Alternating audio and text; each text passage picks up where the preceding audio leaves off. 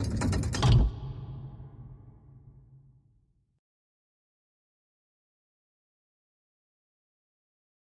OnePlus 5T is the mid-season substitute to the company's flagship, and, as of late, only, smartphone. The T doesn't bring radical changes, on the contrary, it's a minor update to help the 5 stay in fashion and, as a side effect, why not spark up buzz right in time for holiday shopping? The most significant and readily visible alteration is the screen. It's now a trendy, tall, 18 to 9 6-incher. It's not state-of-the-art in terms of resolution, but OnePlus has always insisted anything beyond Full HD is overkill. Well, this one is, but just on the long end. 2160 by 1080 is all the pixels you're getting. We get the reviewer's package, but inside it, there's a retail OnePlus 5T box.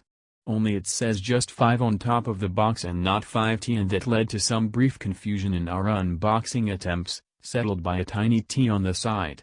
It's the little things, literally. The OnePlus 5T measures 156.1 by 75 by 7.3 mm, and that's about what you'd expect from a contemporary 18 to 9 6-incher. The Pixel 2 XL is 1.8 mm taller, but remember, it's got stereo speakers, while the LG V30 is more compact, to the tune of 3.4 mm. Which is precisely by how much the Galaxy S8 Plus is taller than the 5T, but its display is 6.2 inches corner to corner. The Mate 10 Pro, meanwhile, is 1.9 mm shorter than the new OnePlus phone. The OnePlus 5T is visually a very similar device to the one it replaces, and that's not a bad thing.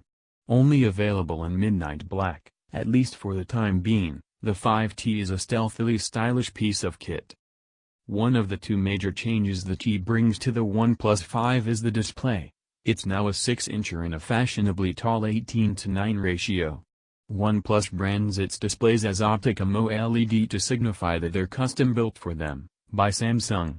This one is full Optic-MO LED, like Samsung's Infinity, LG's Full Vision and Huawei's Full View. 18 to 9 displays, or 18-ish in Samsung's case, must have a word in there to indicate that they are extra special.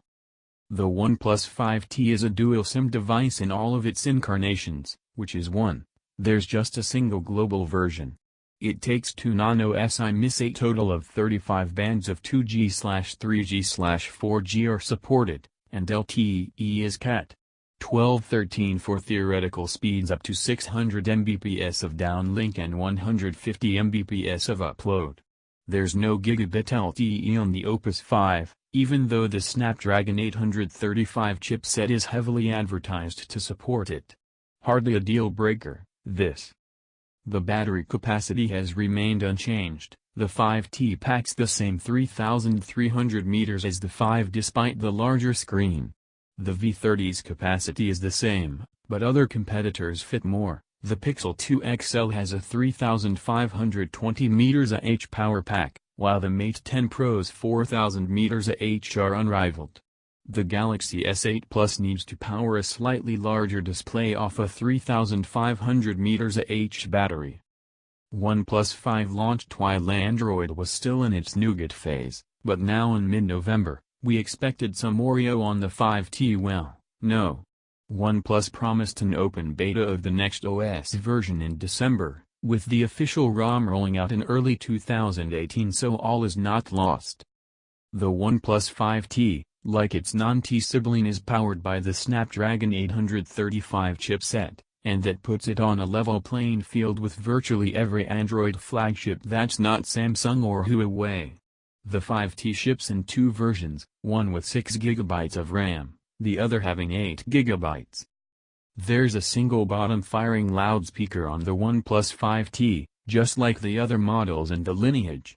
But while the original OnePlus 1 and the 2 were very loud, securing an excellent score in our 3-prong test, things have been less impressive once the 3 hit the scene. Falling into the good category, that's 2 notches down. The Opus 5 bumped that back up to very good, but the 5T is back into good territory, obviously not bad all by itself, just not as loud as Op phones once were. Also not as loud as a lot of the competitors, too. The OnePlus 5T has excellent clarity with an active external amplifier with no weak points as befits a flagship these days. Its loudness isn't going to win any contests, but is still above average. Dual cameras have been all the rage the past couple of years, and it seems everyone has them now. Out of the flagships, only Google is getting away with just the single camera on the second-gen Pixels. OnePlus is no stranger to the trend, and the 5T isn't actually the company's first to pack a pair or rear cams. The 5 before it had a 16 plus 20 MP configuration. You don't change a working formula.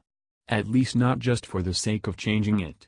The OnePlus 5 had a camera that didn't stand out, but at least had relatively sound reasoning behind it. We can't say the same about the 5Ts. The premise of the new camera configuration doesn't make sense on paper to begin with, and unsurprisingly, doesn't deliver in real life either.